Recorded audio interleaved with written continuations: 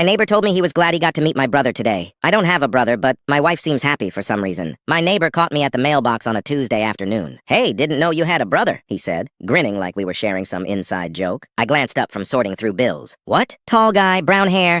Helped your wife carry in groceries earlier. Seemed like a good dude. I laughed. I don't have a brother. His smile faltered. Oh, well, he was there. Saw him myself. Maybe around 2. Carried in like 3 bags. Chatted with her on the porch for a minute. Probably a delivery guy or something. Nah, man. They were laughing real comfortable. Figured it was family. I shrugged it off, but the details stuck. Brown hair, tall, comfortable. That night I brought it up while washing dishes. Casual, like it was nothing. Neighbor said he met my brother today. She was wiping down the counter. Her hand stopped mid-swipe, just for a beat before she laughed. What? You don't have a brother? That's what I said. But he described some guy helping you with groceries. She tossed the rag into the sink. Oh my God, that must have been the cable guy. I told him the living room outlet wasn't working. He probably grabbed a bag on his way in. Your neighbor's so nosy. Her voice was light, but her eyes didn't quite meet mine. She turned toward the fridge, opened it, stared inside like she'd forgotten what she wanted. Cable guy, huh? Yeah, I scheduled it last week. Did I not mention it? You didn't. She pulled out a water bottle, twisted the cap. Well, it's fixed now. Problem solved. I nodded, scrubbing at a plate that was already clean. Something about the way she said it felt rehearsed, like she'd been holding that explanation ready, but I let it drop. What else was I supposed to do? Accuse her of lying about a cable appointment? Still, the unease followed me upstairs. I brushed my teeth, climbed into bed, and stared at the ceiling while she scrolled through her phone beside me. The light from the screen made her face look unfamiliar in the dark. Did you change your shampoo? I asked. What? Your hair smells different. She set her phone down. It's the same brand I always use. Huh, must be me then. She rolled over, facing away. Good night. I lay there, eyes open, replaying the neighbor's words. Comfortable, laughing, 2 o'clock on a Tuesday. She'd been home all afternoon. I remembered because she'd texted me around lunch asking if I wanted her to pick up dinner. Normal, nothing strange about that, except the cable guy thing. She hadn't mentioned any appointment, and our outlets were fine. I turned onto my side, trying to quiet the noise in my head. Maybe the neighbor got it wrong. Maybe she really did forget to tell me. Maybe I was being paranoid over nothing. But when I closed my eyes, all I could see was the half-second pause before she laughed. The way her hand froze on the counter. The way she wouldn't look at me when she said it. I told myself it was nothing. I told myself I was imagining things. But somewhere in the back of my mind, a door had opened, and I couldn't close it. The next morning, I stood there staring at it, holding the carafe mid-pour. We had 4 mugs total, 2 blue, 2 gray. This one didn't match anything. She came downstairs in her robe, hair wrapped in a towel. Where'd this come from? I held up the mug. She glanced at it, barely pausing. Oh, I bought a few extras last week. Target had a sale. You didn't mention it. Didn't think I needed to. It's just a mug. She poured herself coffee into one of the gray ones, leaned against the counter, scrolled through her phone. Casual, easy, like nothing in the world was wrong. I set the white mug back in the sink and told myself to let it go, but I didn't. That afternoon, I came home early. She'd mentioned running errands, so the house should have been empty. It wasn't. I heard the shower running upstairs. Again, I climbed the stairs slowly, each step louder than the last. And when I reached the bathroom door, I saw 2 sets of wet footprints on the tile. One small, narrow, hers. The other larger, wider, not mine. I stood there, staring at the floor, my chest tight, my hands clenched at my sides. The water shut off. I heard her humming softly on the other side of the door. I turned and walked back downstairs before she opened it. When she came down 20 minutes later, dressed and smiling, I was sitting at the kitchen table with my laptop open, pretending to work. Hey,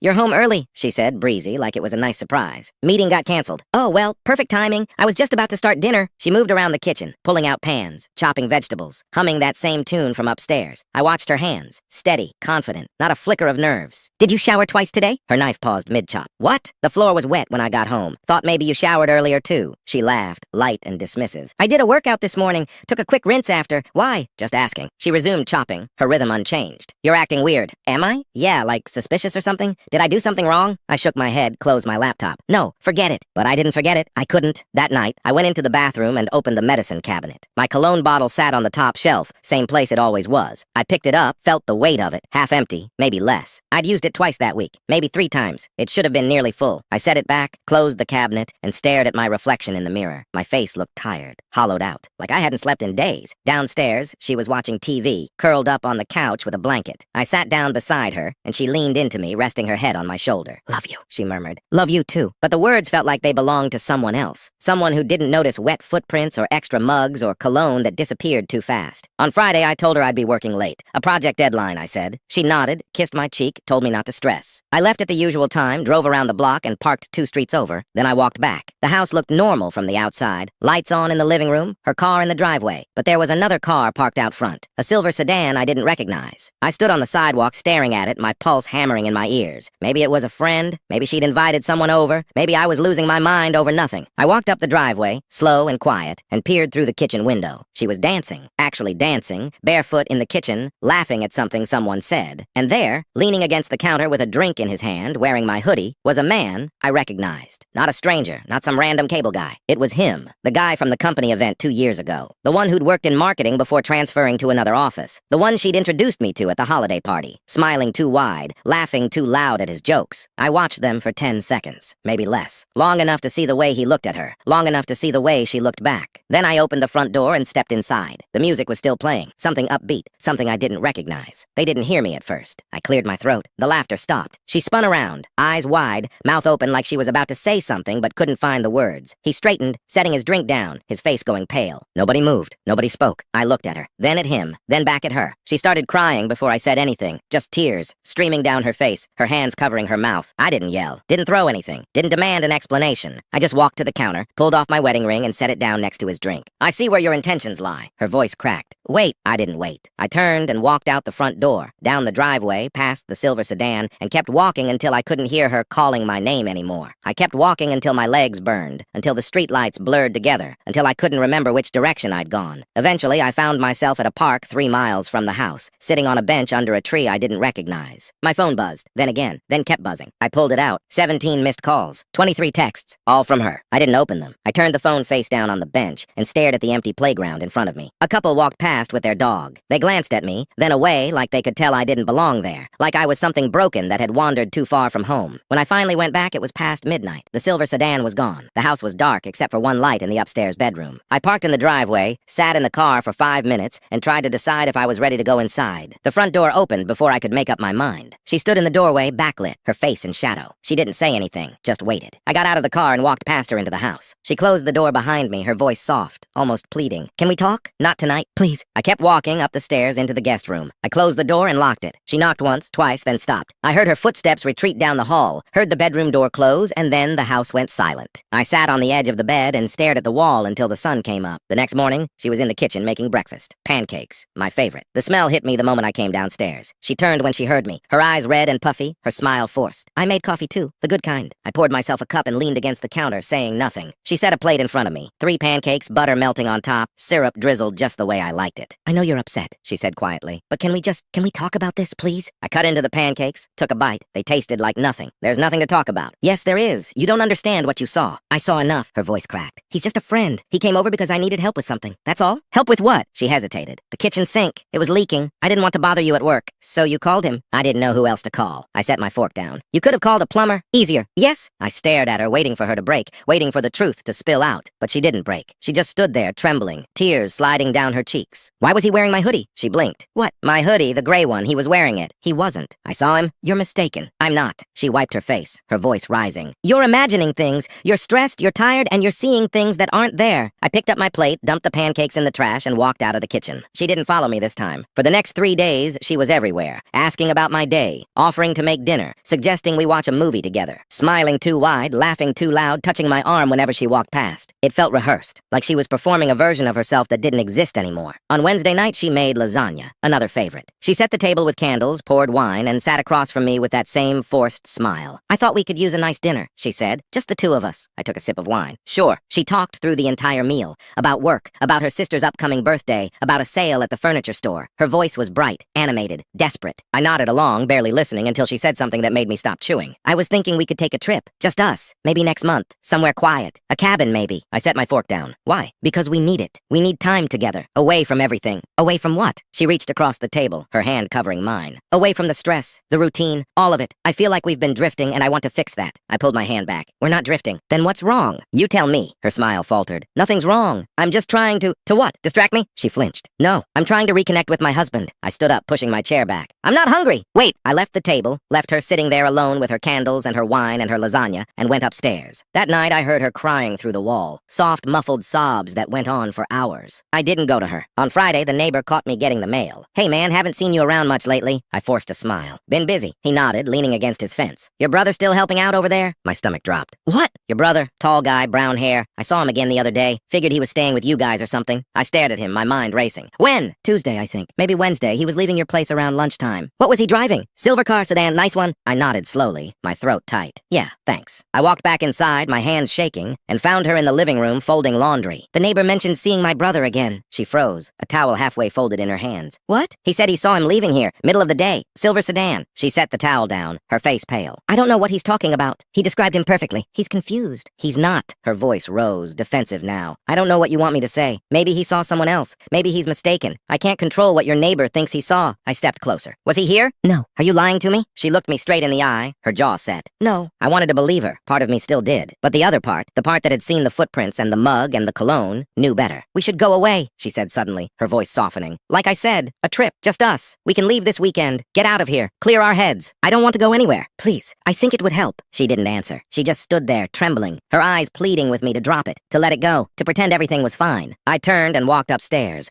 leaving her alone with her folded laundry and her desperate plans. That night, I lay awake in the guest room staring at the ceiling, replaying everything in my head. The mug, the footprints, the cologne, the silver sedan, the man in my hoodie, her tears, her lies, her smiles that didn't reach her eyes. She wasn't trying to fix us. She was trying to buy time. Friday afternoon, I told my boss I had a dentist appointment and left 2 hours early. I didn't plan it. The lie came out smooth, automatic, and he waved me off without looking up from his computer. I drove home on autopilot, windows down, radio off, my mind blank, except for a low hum of dread that had been building all week. When I turned onto my street, I saw it immediately. The silver sedan, parked 3 houses down, engine running, windows tinted dark enough that I couldn't see inside, but I didn't need to. The angle of the mirrors, the way it sat slightly crooked against the curb, the faint shimmer of exhaust in the cold air, it all screamed intention. I pulled into my driveway and cut the engine. For a full minute, I just sat there, staring at my own front door, trying to decide if I was ready for whatever was waiting on the other side. The sedan didn't move. I got out of the car, locked it, and walked toward the house. My keys felt heavy in my hand,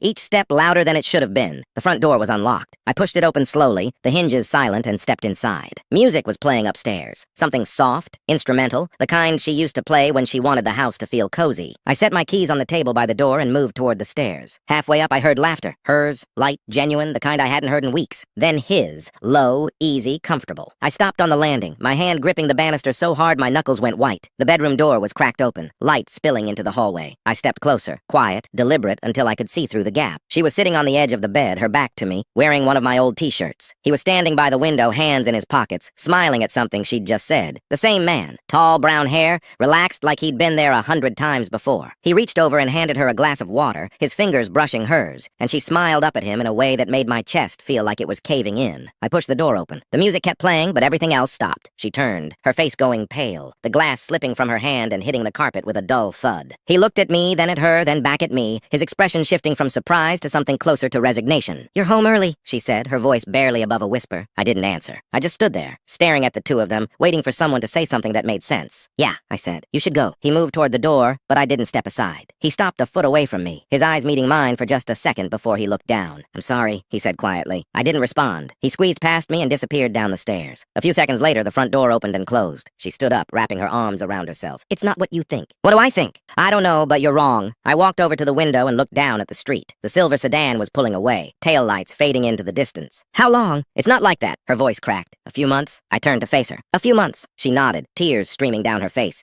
"But it's not what you think. We're just friends. That's all. I swear. Friends don't sneak around." "I wasn't sneaking. I just didn't want to upset you." "Upset me?" "Yes, because I knew you'd react like this." I laughed, sharp and bitter. "Like what? Like someone who just walked in on his wife with another man? He's not—" She stopped herself, shaking her head. "You don't understand." "Then explain it." She sat back down on the bed, her hands trembling. "I've been lonely. You're always at work, always tired, always somewhere else. And he listens. That's all. He listens to me. So you invited him into our house, into our bedroom. We weren't doing anything. He was wearing my hoodie last week." She looked up at me, her eyes wide. "What? The gray one. I saw him wearing it. That wasn't him." "Yes, it was. You're imagining things." I stepped closer, my voice dropping. "Stop lying to me." She flinched, fresh tears spilling over. "I'm not lying. I'm trying to explain, but you won't listen." "I'm listening. You're just not saying anything worth hearing." She stood up, her voice rising. "You don't get to do this. You don't get to act like the victim when you've been checked out for months. When was the last time we had a real conversation? When was the last time you asked me how I was doing? When was the last time you told the truth?" She opened her mouth, then closed it, her face crumpling. I turned and walked out of the room. She followed me downstairs, her footsteps quick and frantic. "Where are you going?" "Out." "Please don't leave. We need to talk about this." "There's nothing to talk about." She grabbed my arm, her grip desperate. "Please, I'm begging you, don't do this." I pulled free and opened the front door. "I love you," she said, her voice breaking. "I love you, please." I stopped my hand on the doorknob and looked back at her. She was standing in the middle of the hallway, her face red and blotchy, her whole body shaking. For a second, I almost stayed. Then I thought about the sedan, the laughter, the way she'd smiled at him. I walked out and closed the door behind me. This time, I didn't come back. I drove to a motel on the edge of town, checked in under my name, and sat on the bed staring at the wall until my phone started buzzing. I turned it off. The room smelled like stale cigarettes and cheap detergent. The TV didn't work. The faucet dripped every few seconds. seconds, a steady rhythm that made it impossible to think about anything else. I stayed there for 2 days. On Sunday morning, I turned my phone back on. 43 missed calls, 62 texts, 3 voicemails. I listened to the first one. Her voice was shaky, barely audible. Please come home. I'm sorry. I'm so sorry. I don't know what else to say. Just please. I deleted it. The second one was angrier. You can't just leave like this. We need to talk. You owe me that. The third one was quiet, resigned. I guess you're not coming back. I don't blame you.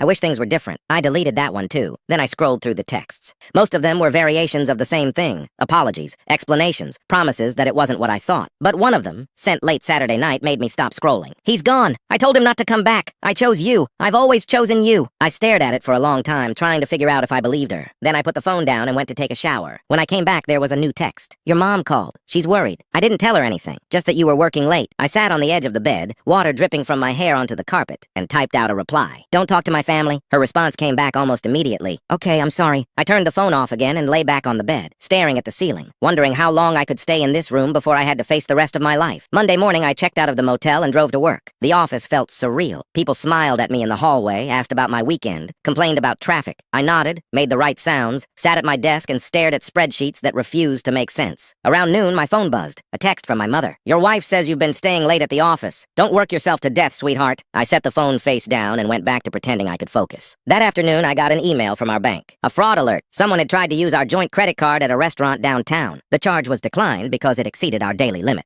I pulled up the account details. $300. Saturday night. A place I'd never heard of. I called the bank. The representative confirmed the charge attempt, gave me the name of the restaurant, and asked if I wanted to dispute it. No, I said. I'll handle it. I hung up and searched for the restaurant online. Italian. Upscale. Candlelit photos on the website. Reviews mentioning romantic ambiance and live piano music. I sat there for a long time, staring at the screen, trying to imagine her sitting across from him, laughing over wine she charged to our account. Then I forwarded the fraud alert to my personal email and deleted it from my phone. That night, I drove to my brother's place instead of the motel. He opened the door in sweatpants and a faded band shirt, took one look at my face and stepped aside without asking questions. Couch is yours, he said. Beer's in the fridge. I dropped my bag by the door and sat down. He handed me a beer, sat in the chair across from me and waited. She's been seeing someone, I said. He nodded slowly. How long? Few months, apparently. You sure? I walked in on them. He didn't say anything for a while. Then he leaned forward, elbows on his knees. What are you going to do? I don't know. You need a lawyer? Probably. I know a guy. Good one. Handled my buddy's divorce last year. I took a long drink and stared at the wall. I keep thinking maybe I'm overreacting. You're not. She says they're just friends. They're not. I know. He stood up, walked to the kitchen, and came back with another beer. You want my advice? Not really. I'm giving it anyway. Don't go back there until you've figured out what you want. Not what she wants. Not what's easiest. What you actually want. I nodded. He clapped me on the shoulder and headed toward his bedroom. Get some sleep. We'll figure it out tomorrow. I didn't sleep. I lay on the couch, staring at the ceiling,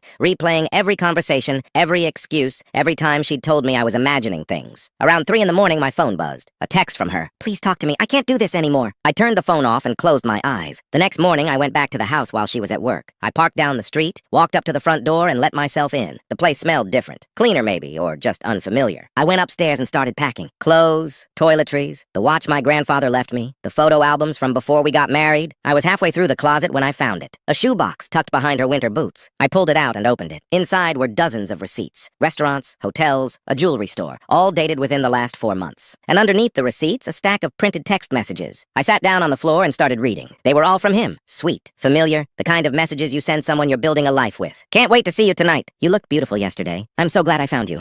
And her responses, just as warm, just as intimate. I wish we didn't have to hide. Soon, I promise. I love you. I stared at those last 3 words until they blurred. Then I put everything back in the box, closed it, and carried it downstairs. I set it on the kitchen counter, grabbed a notepad, and wrote a single line. Found these. We need to talk tonight. I left the note on top of the box and walked out. When I got back to my brother's place, he was making coffee. How'd it go? Left her a message. What kind of message? The kind she can't ignore. He poured me a cup and slid it across the counter. You ready for whatever happens next? No. Good. That means you're thinking straight. My phone stayed off all day. I went to work, sat through meetings, answered emails, and pretended everything was normal. But around 5, I turned it back on. 23 missed calls, 15 texts. The first one was frantic. Where did you find that box? We need to talk right now. The next few were angrier. You can't just leave something like that and disappear. Call me. Then they shifted. Okay, I get it. You're upset. But this isn't fair. You don't understand the whole story. And finally sent an hour ago. I'll be home at 6. Please be there, please. I looked at the time. 5:45. My brother looked over from the couch. You going? Yeah. Want me to come with? No, but thanks. He stood up and walked me to the door. Call me if you need anything. I mean it. I nodded and left. The drive back felt longer than it should have. Every red light, every slow car, every turn stretched out like the universe was giving me one last chance to change my mind. I pulled into the driveway at 6:15. Her car was already there. I sat in mine for a minute, hands on the wheel, trying to steady my breathing. Then I got out and walked to the door. She opened it before I could knock. Her face was pale, pale, her eyes red and swollen. She'd been crying for hours. "Come in," she said quietly. I stepped inside and closed the door behind me. The shoebox was still on the counter, the note sitting on top of it. She stood on the other side of the kitchen, arms wrapped around herself, looking smaller than I'd ever seen her. "Where did you find it?" she asked. "Does it matter?" "I guess not." She walked over to the counter, picked up the box, and held it against her chest like it might protect her from whatever came next. "I didn't mean for you to see that, obviously. I was going to tell you." "When?" She didn't answer. I leaned against the door frame, keeping distance between us. "How long have you been in love with him?" Her breath hitched. "I'm not. The texts say otherwise." "Those were, I don't know. I was confused. I didn't mean them." "Which ones didn't you mean? The ones where you said you loved him? Or the ones where you said you wished you didn't have to hide?" She set the box down, her hands shaking. "Both. Neither. I don't know. It felt real at the time, but it wasn't. It was just an escape." "From what?" "From us." The words hung in the air, heavy and final. "From us," I repeated. "From feeling invisible, from feeling like I didn't matter anymore." "So you found someone who made you feel like you did?" "Yes, and you kept him a secret. Because I knew you'd react like this. Like someone who just found out his wife's been lying to him for months? Yeah, guilty." She wiped her eyes, her voice breaking. "I didn't want to hurt you." "Too late." I know, and I'm sorry. I'm so sorry, but it's over now. I ended it. I told him not to contact me again. Saturday after you left." "Why?" "Because I love you. Because I don't want to lose you." I looked at her, really looked at her, and saw someone I didn't recognize anymore. "You already did," I said. She stepped closer, reaching for my hand. I pulled away. "Don't. Please, just listen." "I've listened enough." "No, you haven't. You've read texts. You've seen receipts.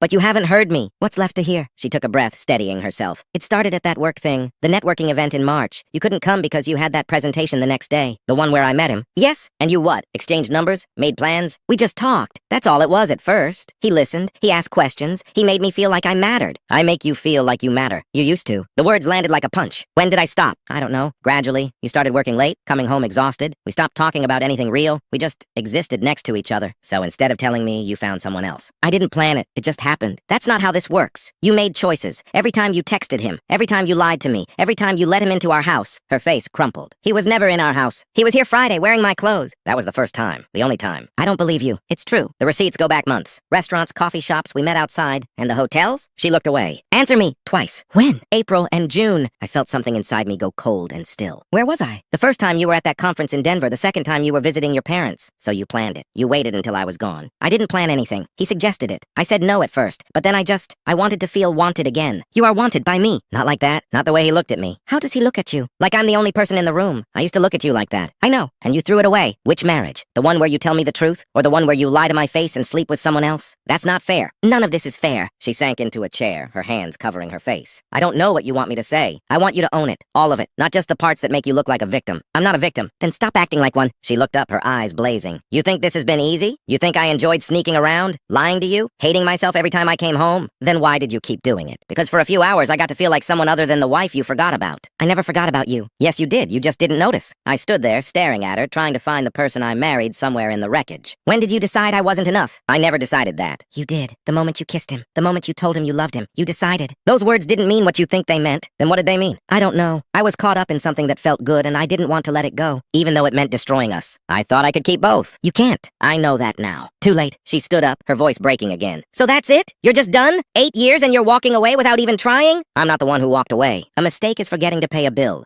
A mistake is double booking dinner plans. This is betrayal. And you kept it going for months. And you only stopped because I found out." "That's not true. I ended it Saturday, before you even left that note." "Why?" "Me. Us. There is no us anymore." She crossed the kitchen, standing close enough that I could see every detail of her face. The exhaustion, the regret, the desperation. "There can be, if you let there be." "I can't." "Why not?" "Because every time I look at you, I'll see him." "Then don't look at me. Just stay. Just give me a chance to fix this." "You can't fix this." "I can try." "It's not enough." "What is enough? What do you need from me?" "I need you to have not done this in the first place." Her shoulders sagged. "I can't go back and undo it." "So what do we do?" I looked around the kitchen, the counter where I'd left the note, the table where we used to eat breakfast together, the window where I'd stood Friday night, watching her dance with someone else. "I don't know yet. Can you at least stay here tonight? Can we just talk?" "We are talking. Not like this. Not with you standing by the door like you're ready to run." "I am ready to run." "Please don't. Because I need you to understand that I'm not the villain here. I made a horrible choice. I hurt you. But I'm not some monster who set out to destroy our marriage." "Then what are you?" "Someone who got lost. Someone who made the wrong turn and didn't know how to get back. And now I'm asking you to help me find the way." I shook my head. "That's not my job anymore." "It's always been your job. That's what marriage is. Not when one person stops showing up." "I was always here." "No, you were here physically, but the rest of you was somewhere else. With him." She flinched. "I ended it. Doesn't that count for anything?" "It counts for something. Just not enough." "What would be enough?" "I don't know. Maybe nothing." "So you're giving up." "I'm protecting myself." "From what?" "From trusting you again and getting destroyed when you do this a second time." "I wouldn't. You said that before. You said vows. You promised me things, and then you broke every single one. People make mistakes. Not like this." She turned away, gripping the edge of the counter. "I don't know what else to say. There's nothing nothing left to say. There has to be. There isn't. She spun back around. So what happens now? You move out? File for divorce? Pretend we never happened? I don't know. That's not an answer. It's the only one I have. I need more than that. I don't have more. She grabbed the shoebox, holding it up like evidence. These receipts. These texts. You think this is who I am? You think this defines me? It defines what you did. It defines a few months, not 8 years. Those few months erased the 8 years. No, they didn't. Yes, they did. Every memory we have is tainted now. Every moment I thought was real, I'll wonder if you were thinking about him. Every time you said you loved me, I'll question if you meant it. I meant it. Every time. Even when you were with him? She hesitated. That's what I thought. It's complicated. It's not. You either loved me or you didn't. I loved you both. The words hit like ice water. You loved us both. At the same time. How? I don't know. I just did. That's not love. That's selfishness. Maybe, but it felt real. Which part? All of it. I stared at her, trying to process what she was saying, trying to reconcile the woman I married with the stranger standing in front of me. You can't love two people like that. Not honestly. Because love requires commitment, and you can't commit to two people at once. I was committed to you. No, you were committed to not getting caught. She flinched again, harder this time. That's not true. Then why did you hide it? Why did you lie every single day? Because I knew you'd leave. So you stayed because you were afraid of being alone. I stayed because I didn't want to lose you. You lost me anyway. Not yet. Yes. The moment you kissed him, the moment you chose him over me, I was already gone. You just didn't notice. She sank back into the chair, her face in her hands, her whole body shaking. I'm sorry. I'm so sorry. Then why won't you forgive me? Because forgiveness doesn't fix this. It doesn't undo what you did. It doesn't make me trust you again. It's a start. I don't want to start. What do you want? I want to not hurt anymore. I want to stop replaying every lie you told me. I want to stop wondering if you're thinking about him when you look at me. I'm not. You were an hour ago when I walked in. She looked up sharply. What? Friday. When I came home early, you were dancing with him, laughing, wearing my hoodie, looking happier than I've seen you in years. Her face went pale. You were there? I watched through the window. Why didn't you come in? I did. Eventually, you just didn't notice. I don't understand. I walked in, saw you together, took off my ring, and left. You left your ring? On the counter, right where the shoebox is now. She looked down at the counter, then back at me. I never saw it. Because you were too busy with him. I would have noticed. You didn't. Where is it now? I don't know. Maybe he took it. Maybe you moved it. Maybe it's still there and you just never looked. She stood up and started searching the counter, moving the shoebox, checking under papers, opening drawers. It's not here. Where did it go? Does it matter? Because that ring meant something. To me, not to you. None of this is fair. But here we are. She stopped searching and looked at me, her eyes desperate. Tell me what to do. Tell me how to fix this. There has to be something. I'll do anything. I don't want anything from you. Please, no. I'm begging you. Doesn't that mean anything? She walked toward me, reaching out. I love you. I still love you. That has to count for something. I stepped back. It counts for what it is. Words. Just words. They're not just words. They are when your actions say something different. They say exactly that. Yes, because if you loved me, you wouldn't have done this. You wouldn't have kept doing it. You wouldn't have looked me in the eye every single day and lied. I was trying to protect you from this, from the pain you're feeling right now. You didn't protect me. You just delayed it. She collapsed back into the chair, her face crumpling. I don't know what else to say. Then don't say anything. I have to. I have to make you understand. I understand perfectly. You were unhappy. You found someone else. You chose him over me, and now you regret it because you got caught. That's not what happened. That's exactly what happened. I chose you. I ended it with him. I chose you. After months of choosing him, after lying to me every single day, after letting him into our house, into our life. So don't stand there and tell me you chose me. You chose yourself. And when that stopped working, you chose damage control. She looked at me, tears streaming down her face, and said nothing. I turned toward the door. Where are you going? Somewhere else. When are you coming back? Please don't leave like this. There's no other way to leave. We can work through this. People do it all the time. Maybe they do, but I can't, because I don't want to. That's not a reason. It's the only reason that matters. I opened the door and stepped outside. She followed me onto the porch. Please, just one more chance. That's all I'm asking. I looked back at her, standing there in the doorway, looking smaller and more broken than I'd ever seen her. You already had your chance. You had 8 years of chances, and you threw them all away. A mistake you repeated every single day for months. Then you know why I can't stay. I walked to my car, got in, and started the engine. She stood on the porch, watching me, her arms wrapped around herself. I put the car in reverse and backed out of the driveway. She didn't move. I shifted into drive and pulled away. In the rearview mirror, I watched her sink down onto the steps, her head in her hands. And then I turned the corner and she disappeared. I drove until the familiar streets turned unfamiliar. No destination in mind, just movement, distance, anything to put space between me and that house. The ring was still gone. She'd searched for it like it mattered, but it didn't change anything. A symbol of something that stopped being real months ago, maybe longer. I wondered when exactly it happened. When she stopped being the person I married and became someone I didn't recognize. My phone buzzed. I didn't look. It buzzed again and again. I pulled into an empty parking lot and turned off the engine. Sat there in the silence, staring at the dashboard, trying to remember the last time we were actually happy. Not just going through the motions, not just coexisting, actually happy. Nothing came. Maybe that was the real tragedy. Not that she'd found someone else, but that we'd lost each other long before he showed up. She was right about that part. We'd stopped talking, stopped trying, stopped noticing each other. But I never stopped being faithful. I never lied. I never invited someone else into the space that was supposed to be ours. The phone buzzed again. This time I looked. 23 messages, all from her. Apologies, explanations, promises. I deleted them without reading past the first line of each. Then I blocked the number. Not out of anger, not even out of hurt anymore. just out of necessity, because if I kept that door open, even a crack, she'd find a way back in, and I'd let her. And we'd do this whole thing again in 6 months or a year or however long it took for the pattern to repeat. I started the car and pulled back onto the road. Behind me, the city lights blurred together. Ahead, everything was dark, but at least it was mine. Thanks for watching. Don't forget to subscribe, like, and drop your favorite part in the comments. See you in the next one.